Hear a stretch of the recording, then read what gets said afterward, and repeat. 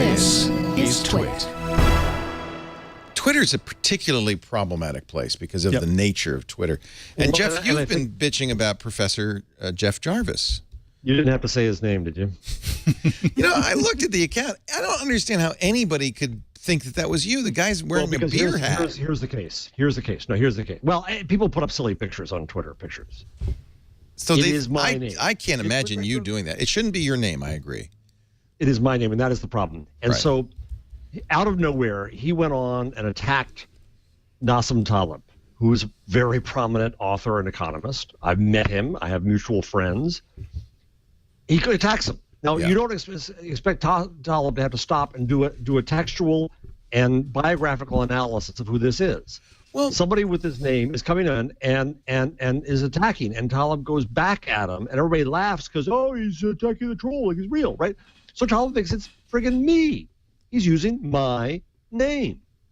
And I finally had it. I've lived this for 2.5 years because, if I went after him and say, Jarvis is a big funny guy, no sense of humor. I lived with him for 2.5 years. The guy's had his fun. Enough. I might disagree a little bit. I understand how upset you are. And he trolls someone else, and that person believes it's me. Yeah. That affects my reputation. I've had it. But, I mean, the internet does require a little bit of, if you go to his site, his thing, he's wearing a beer hat, and his highlighted tweet is the Sermon on the Mount was the first TED Talk. It's a jokey parody. Leo, no, wait. You just did more research than he should have to do. In his Twitter feed comes this tweet. That's what he sees. The tweet is calling him horrible things, and he responds to that tweet. He should not be expected to have to do any further research than that. Period. I understand that point. But on the other hand, I also understand why Twitter might say, I mean, parody is allowed. Do you expect Twitter to delete parody accounts? Is this parody or impersonation? I expect Twitter to label them so that they're clear. I expect you not to be fooled. On Google News, The Onion says satire. Facebook is going to do the same with those things. So people are not confused. Confusion is not a good thing for a platform. But here's the bigger question. So that's trivial compared to what Robin Williams' family went through. Compared to everything that's going on right now, trivial as hell. What it reveals to me, though, so I'll make that clear. I'm not comparing myself in this to anything like that. And the guy says he's going to change the name. I just wonder when. He is a hyper-global thinkfluencer. Leo, please don't. You read that? It's funny. It's like it's clearly parody. But Leo, but you're giving him you're giving him more attention. Thank you very much. B, that again requires that you go to the effort. Somebody just attacked you. What are you going to do? Sit back and say, "Let me find out who this is." No, actually, what I do is I immediately block them. But but this guy responded. Everybody, and I do. You know what? Actually, wait a minute. I take it back. When somebody attacks me, I do go to their account. I see how many followers they have, how long they've been around, whether they have a picture. I look to see if it's. I actually do this. I read previous tweets to see if this is a general pattern or if in fact. I don't think that's weird. I think that's called the internet. Well, Welcome to the internet. Aren't we saying we got to teach people critical thinking? Then I think that puts a too low a standard. But now I'll go up in the altitude. So, and this will get to Mike's points. Zaina Tufesky wrote a really wonderful piece at Medium talking about the need for Twitter to be net neutral, because that is what allowed people from Ferguson, for example, to come on and do whatever they want, as opposed to Facebook, where she saw no Ferguson because Facebook didn't think she was interested in violence in a Missouri town. And so a truly neutral platform. But the bigger question to me is, then, does a truly neutral platform have to be a breeding ground for trolls, a-holes, imposters, sickos, and so on? And that's the question that Twitter has to face right now, because it affects Twitter's brand at some point. All the stuff going on today about the assassin video and such. So Twitter came along and is killing accounts that have the horrid Foley video of the American journalist who was beheaded in Syria. However, because we will take down the picture of a deceased person if the family requests. However, on the other hand, Twitter had up pictures that did have newsworthy value of Mr. Brown's body lying on the street for hours in Ferguson, Missouri. And what a company like Twitter wants to do is to make an algorithm to say, okay, this is the rule set, and then everything that falls under that rule set, that's it. And they're in a very difficult position right now because on the one hand, their openness is a huge benefit to society and enables people to use it. On the other hand, it also brings in a lot of awful things. And what is Twitter? What is its brand? What does it mean? That's what Mike was writing about. And I think it's a really important discussion to look not just at Twitter then, and not just at the cases of imposters or certain videos, but to look at the larger question of what do we expect of a tech platform. Would it be enough if it said fake Jeff Jarvis or parody account? If Twitter said parody that account? would help. Yes, as long as it was clear at glance. But Twitter has an impersonation policy, and they say that people are allowed to use to create parody accounts, and they differentiate between impersonation, which is against their terms of service, and parody. And on their parody account policy, they list requirements. The first is that the avatar shouldn't be a trademark or logo or picture of the account subject, so that check.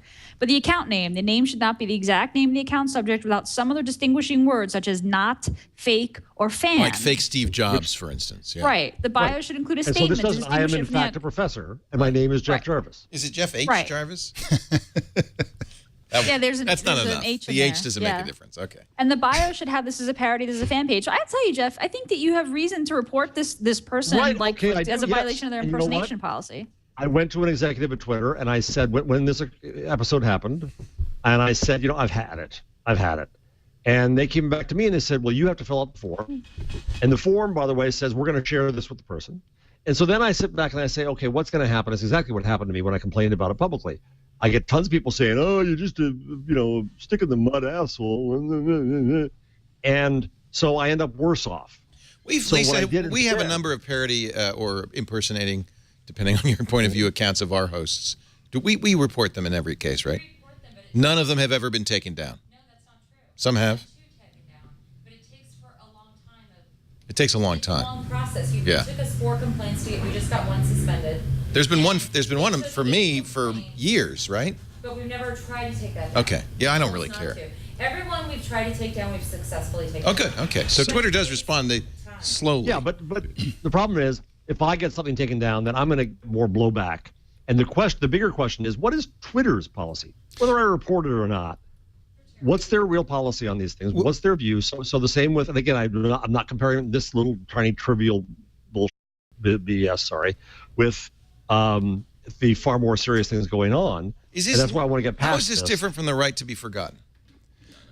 Well, because I think impersonation is just an entirely different thing. I think the right to be forgotten is more a case of if the Foley video is taken down by Twitter, which they've done again and again and again. Yeah. Now that's Twitter's right to do under its brand. It can choose to distribute things or not. But it's a huge. I'm sorry. Go ahead, Jeff. By Twitter doing that, you're right. That does play to the right to be forgotten question: is do we believe this is something people should be able to see or not? Matthew Ingram is out there today saying that Twitter is absolutely wrong to have taken it down. So the problem, to me, the problem is that having Twitter itself go play whack-a-mole is never going to work, because for everything that they whack down, they do the high visibility things, the things that are in the news, the prominent people. But that's not the real problem. The real problem isn't your troll, Jeff Jarvis, and I'm sorry to say that because it is a problem for you, but you're somebody who can argue anybody under the table, and you have a lot of fans, and people know who you are, and a lot of people can tell that, when there's a parody account.